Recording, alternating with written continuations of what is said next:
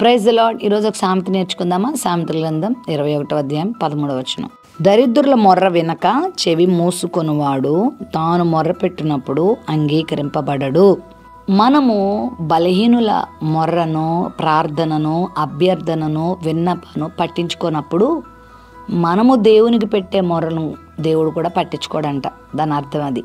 నువ్వు నీ స్వార్థం కొరకే, నీ కొరకే ఆలోచించుకుంటూ నీకంటే తక్కువ స్థానంలో ఉన్నవారు, స్థితిలో ఉన్నవారు నీ దగ్గరకు వచ్చి మొరపెట్టుకుంటున్నప్పుడు నువ్వు వారిని నిర్లక్ష్యం చేస్తున్నావు అనుకో, నువ్వు వారిని పట్టించుకోవట్లేదు అనుకో, నువ్వు వారిని తృణీకరిస్తున్నావు అనుకో, మరి నీవు పెట్టే మొరను దేవుడు ఎందుకు వింటాడు?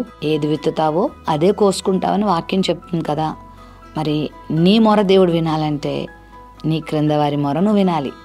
నీవు దేవుని చేత కనికరింపబడాలంటే నువ్వు కూడా ఇతరులను కనికరించాలి.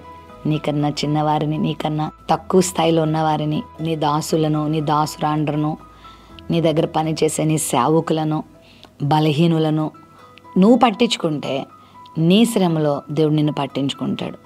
వారి ప్రార్థన నువ్వు అంగీకరిస్తే నీ ప్రార్థన దేవుడు అంగీకరిస్తాడు. వారి కష్టాన్ని నువ్వు తీసుకుంటే నీ కష్టాన్ని దేవుడు తీసుకుంటాడు. అందుకే నువ్వు ఏది చేస్తావో అదే నీకు చేయబడుతుంది.